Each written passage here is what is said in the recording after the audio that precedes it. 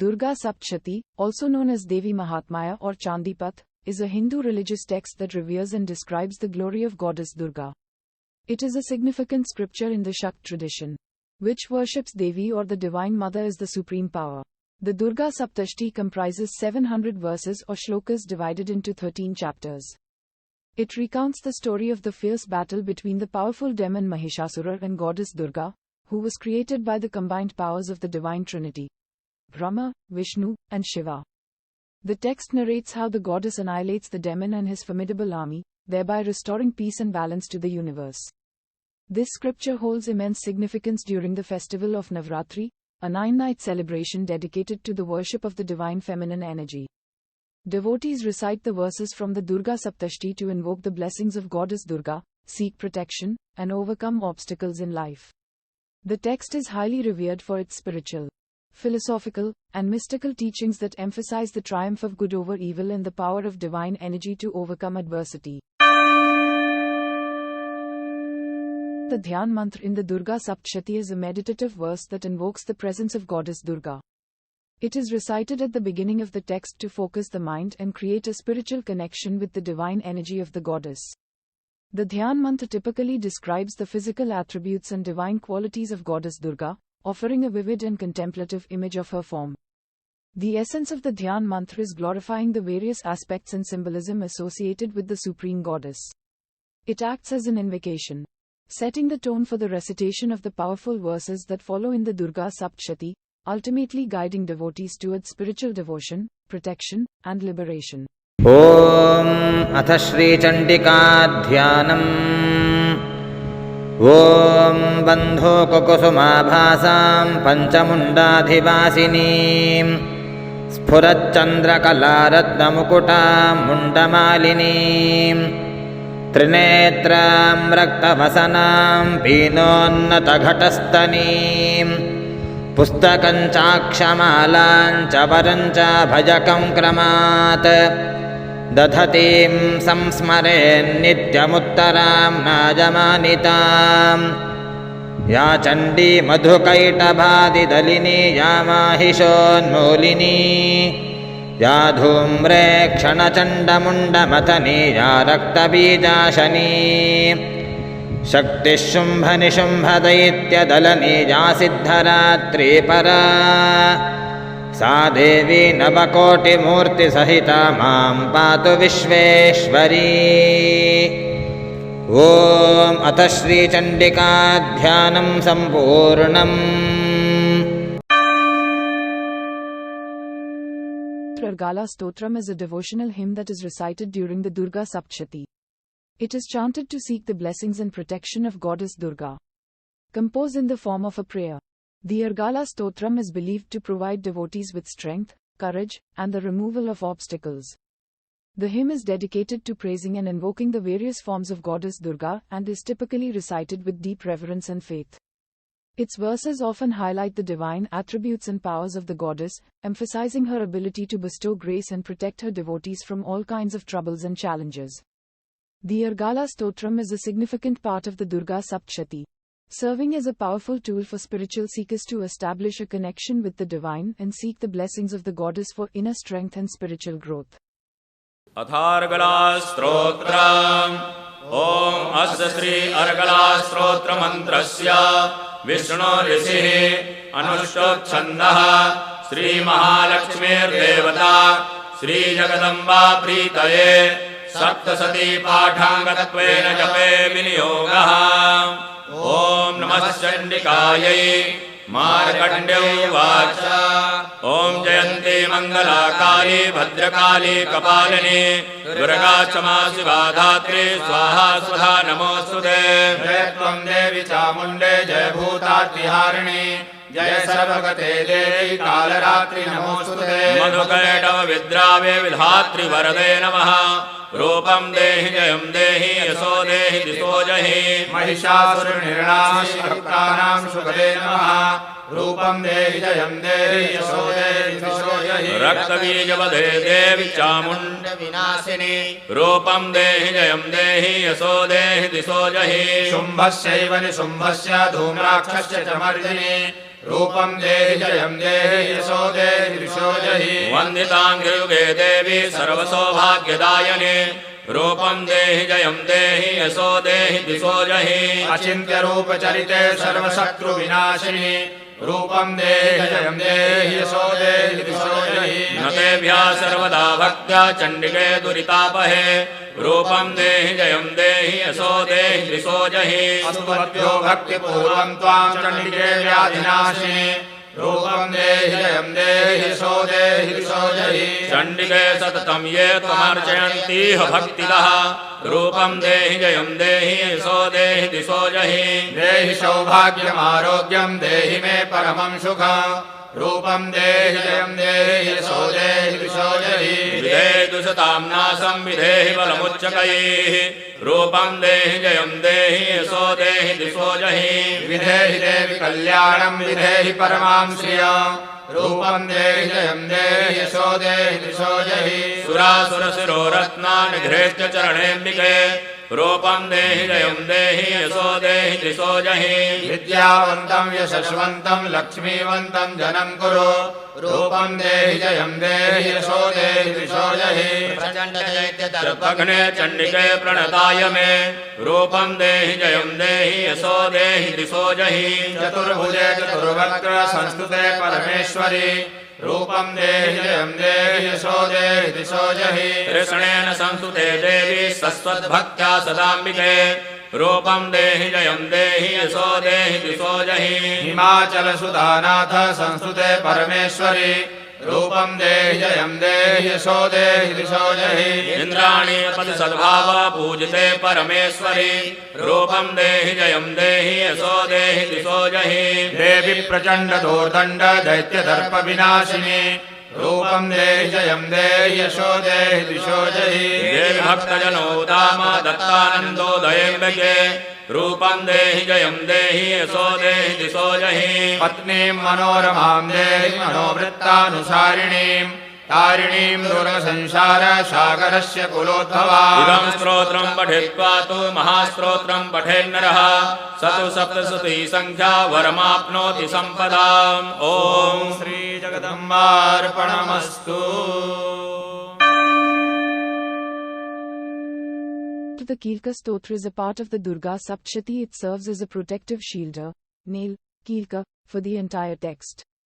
The Kilaka Stotra is recited before reading the main text and is considered to provide a layer of divine protection for the practitioner. The Stotra begins with a salutation to the goddess Durga and emphasizes her role as the supreme force behind the creation, preservation, and destruction of the universe. It praises her various forms and attributes, highlighting her power, compassion, and ability to dispel darkness and ignorance. The Kilka Stotra acts as a preface to the Durga Saptashati, preparing the mind and invoking the blessings of the goddess before delving into the sacred text. By reciting this stotra, devotees seek the goddess's divine protection and guidance throughout their spiritual journey. Shri Ganeshaya Namaha Shri Durgaye Namaha Ath Kilakam Om Asya Shri Kilak Mantrasya Sivrishih Anushtup Shri Mahasaraswati Devata Shri Jagdamba Prityartham Saptashati Pathangatven Jape Vinyogah Om Namas Chandikaye Markande Uvach Om Visuddha Gyan Dehaye Trivedi Divya Chakshuse Shreya Prapti Nimittaya Namah Somardha Dharine Sarvmedujani Yan Mantran Bhikilakam So api Chemamo Apnoti Sattam Japya Tatparah Siddhyantu Chattanadini Vastuni Saklyanyapi Eten Stuvatam Devi Stotramatrein Siddhyati Na mantro nozdham tatra na kichidyape vidyate Vina japyen siddhyate sarmuchyatnadikam Samgranyapi siddhyanti lokashankami mamhara Kritva nimantrayamas sarvmevamidam subham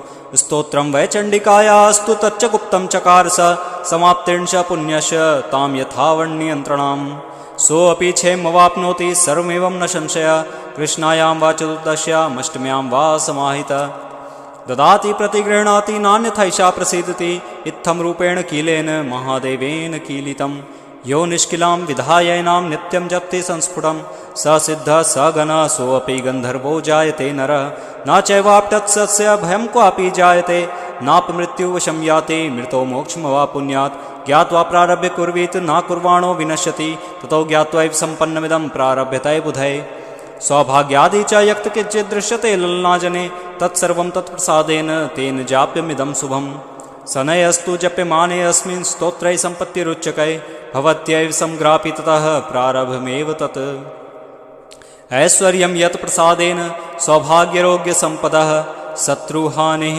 परो मोक्षः स्तूयते साना किं जनै ॐ इति दिव्याकीलकस्तोत्रं सम्पूर्णम्। The Durga Kavach is recited for seeking protection and divine blessings from the goddess Durga. It is a powerful hymn that serves as a protective shield, safeguarding the devotees from negative influences and providing spiritual strength and courage. The Kavach is believed to invoke the blessings of goddess Durga, who is revered as the divine mother and the embodiment of cosmic energy. The hymn highlights the various forms and attributes of goddess Durga, emphasizing her role as the supreme force in the universe. It describes her as the one who eliminates darkness, ignorance, and evil forces, and bestows courage, wisdom, and prosperity upon her devotees. The Durga Kavach is recited with devotion and faith, seeking the goddess's protection from all forms of harm, both physical and spiritual. Throughout the hymn, the devotee seeks the goddess's blessings for well-being, success, and the removal of obstacles and hardships. The Durga Kavach is considered a sacred and potent prayer that instills a sense of security and peace in the hearts of those who recite it. अथ देव्याः कवचम् ॐ अस्य श्री चण्डी कवचस्य ब्रह्मा ऋषिः अनुष्टुप् चामुण्डा देवता अङ्गयासोक्तमातरो बीजम् दिग्बन्धदेवास्तत्त्वम् श्रीजगदम्बा प्रीत्यर्थे सप्तशती पाठाङ्गत्वेन जपे विनियोगः। ॐ नमः चण्डिकायै मार्कण्डेयोवाच ॐ यद्वह्यं परमं लोके सर्वरक्षाकरं नृणाम् यन्न कस्यति दाख्यातं तन्मे न पितामहः।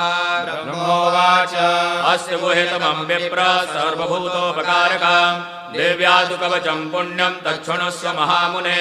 प्रथमं शैलपुत्री च द्वितीयं ब्रह्मचारिणी तृतीयं चन्द्रगण्डेति कूष्माण्डेति चतुर्थकम् पञ्चमं स्कन्दमातेति षष्ठं कात्यायनीति च सप्तमं कालरात्रेति महागौरीति चाष्टमम् नवमं सिद्धिदात्री च नवदुर्गाः प्रकीर्तिताः उत्तान्येतानि नामानि ब्रह्मणैव महात्मना। अग्निनादहमानस्तो शत्रुमध्ये गतोरणे विषमे दुर्गमे चैव भयार्ताः शरणं गताः। न तेषां जायते किञ्चित् शुभमरणसङ्कटे नापदं तस्य पश्यामि शोकदुःखभयं न हि। यैस्तु भक्ता स्मृता नूनं तेषां वृद्धिः प्रजायते एतान् स्मरन्ति देवेशि रक्षसे तान् संशयः।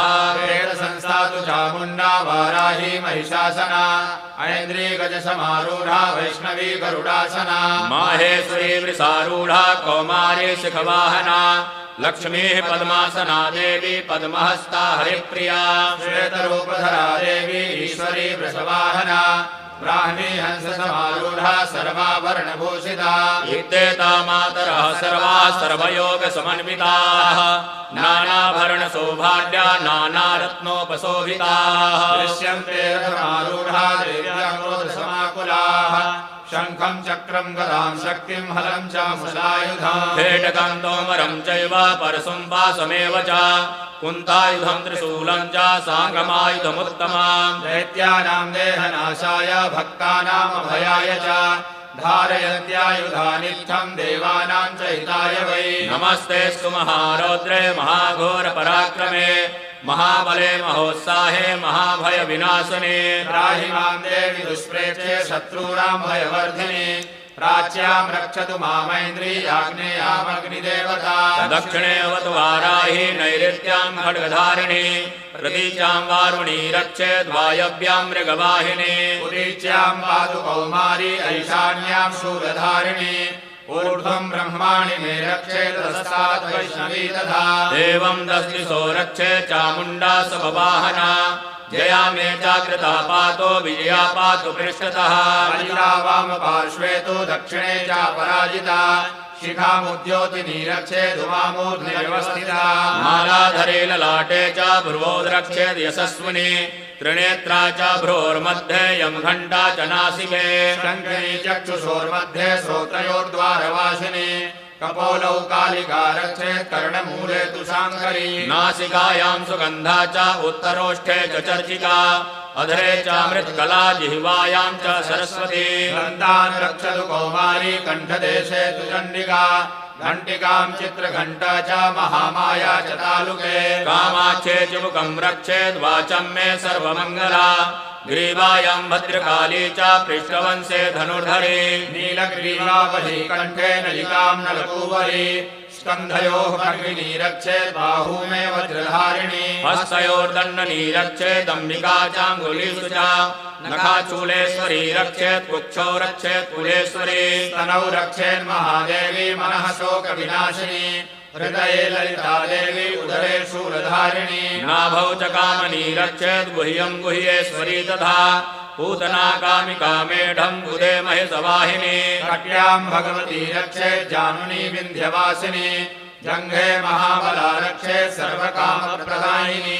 गुल्भयो नारसिंहे च पादपृष्ठे तु तेजसी पादाङ्गुलेषु श्रीरक्षेत् पादाधस्थलवासिनी नखान् द्रष्ट्रा कराली च केशाश्चैवोर्ध्वकेशिनी रोमकूपेषु कौबेरी त्वचं वागीश्वरी तथा रक्तमज्जावसामासान्यस्थिमेधांसि पार्वती अन्त्राणकालरात्रिश्च पित्तं च मुकुटेश्वरी पद्मावती पद्मकोशे कफे चूडामणिस्तथा ज्वालामुखी नखज्वालामवेद्या सर्वसन्धिषु शुक्रं ब्रह्माणि मे रक्षेत् छत्रेश्वरी तथा अहङ्कारं मनोबुद्धिं रक्षेन्मे धर्मधारिणी प्राणापानौ तथा व्यानमुदानं च समानकम् वज्रहस्ता च मे रक्षेत् प्राणं कल्याणशोभना रसे रूपे च गन्धे च शब्दे स्पर्शे च योगिनी सत्त्वं रजस्तमश्चैव रक्षे नारायणी सदा आयु रक्षतु वाराही धर्मं रक्षतु वैष्णवे यशा कीर्तिं च लक्ष्मीं च धनं विद्यां च चक्रिणी गोत्रमिन्द्राणि मे रक्षेत् पशून् मे रक्ष चण्डिके पुत्रान् रक्षेन् महालक्ष्मीर्भार्यां रक्षतु भैरवी पन्थानां सुपदा रक्षेन् मार्गं क्षेमकरी तथा राजद्वारे महालक्ष्मी विजया सर्वतः स्थिता रक्षाहीनं तु यत्सानं वर्जितं कवचेन तु तत्सर्वं रक्ष मे देवी जयन्ती पापनाशिनी पदमेकं न गच्छेतु यदिच्छेत् शुभवात्मनः कवचेनावृतो नित्यं यत्र यत्रैव गच्छति तत्र तत्रार्थलाभश्च विजयः सर्वकामिकः यं यं चिन्तयते कामं तं तं प्राप्नोति निश्चिता परमैश्वर्यमतुलं प्राप्स्यते भूतले पुमान् निर्भयो जायते मर्त्यः संग्रामे स्वपराजितः त्रैलोक्ये तु भवेत् पूज्यः कवचेनावृतः पुमान् इदं तु देव्या कवचं देवानामपि दुर्लभम् यः पठेत्त्रयतो नित्यं त्रिसन्ध्यं श्रद्धयान्वितः दैवी कला भवेत् तस्य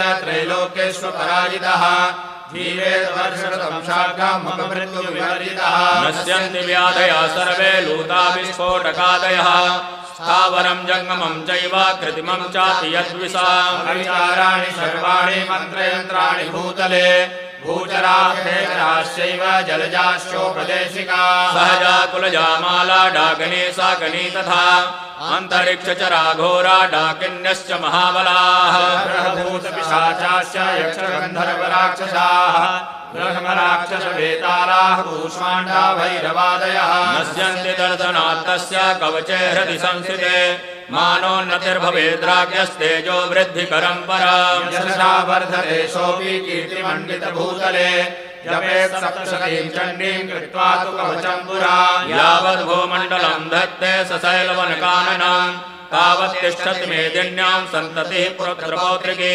देहान्ते परमं स्थानं यत्सुरैरपि दुर्लभम् प्राप्नोति पुरुषो नित्यं महामाया प्रसादतः लभते परमं रूपं शिवेन सह मोदते ॐ जगदम्बार्पणमस्तु।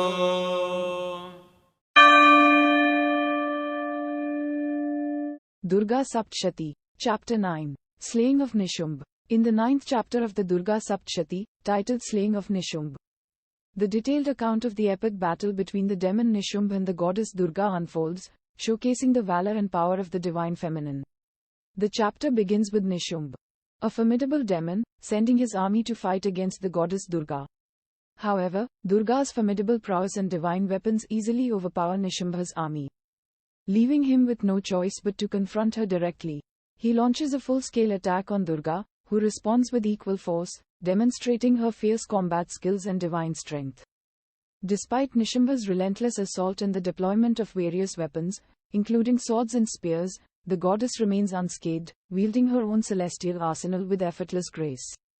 As the battle intensifies, Durga unleashes her divine fury, invoking celestial powers to counter Nishambha's every move. Her divine form radiates an aura of invincibility, sending tremors through the demon's ranks. In a desperate attempt to defeat the goddess, Nishambha summons dark and powerful magic, attempting to subdue Durga with his malevolent sorcery. However, the goddess remains unaffected, her divine protection shielding her from any harm. With each passing moment, it becomes increasingly evident that Nishambha is no match for the supreme power and strength of Durga. Eventually, Durga, with her divine weapons and unparalleled combat skills, yields a decisive blow to Nishambha, overpowering him completely. As the battle reaches its climax, Nishambha's forces crumble, and the demon himself stands defeated, unable to withstand the might of the goddess. With the slaying of Nishambha, the forces of evil are vanquished, and the divine order is restored.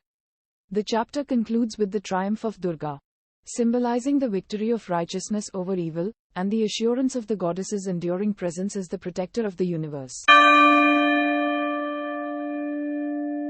Durga Saptashati, Chapter 10. Slaying of Shambha. In the 10th chapter of the Durga Saptashati, the battle between the demon Shambha and the goddess Durga reaches a climax. The conflict is fierce and terrifying, with divine and demonic forces clashing violently. Shambha deploys various weapons and mystical powers, but the goddess Durga counters each of his attacks with her own arsenal of divine weaponry. As the battle rages, Durga skillfully discharges her celestial weapons, overwhelming Shambha and causing havoc among the demonic forces. Shambha's formidable powers prove to be no match for Durga's divine strength and strategy. Despite his persistent efforts, Shambha is gradually pushed back by Durga's relentless onslaught, forcing him onto the defensive. In a decisive turn of events, Durga disarms Shambha, breaking his bow and neutralizing his weapons. With her divine sword and chakra, she strikes Shambha, leaving him vulnerable and defenseless. Despite his attempts to counterattack, Shambha is unable to withstand the might of the goddess, and he is eventually defeated and thrown to the ground. As the battle concludes, Durga emerges victorious, her divine prowess and valor shining through. With Shambha's defeat, peace and harmony are restored to the universe, and the forces of evil are vanquished. The gods and celestial beings rejoice at the triumph of Durga, and the world is once again free from the clutches of darkness and tyranny.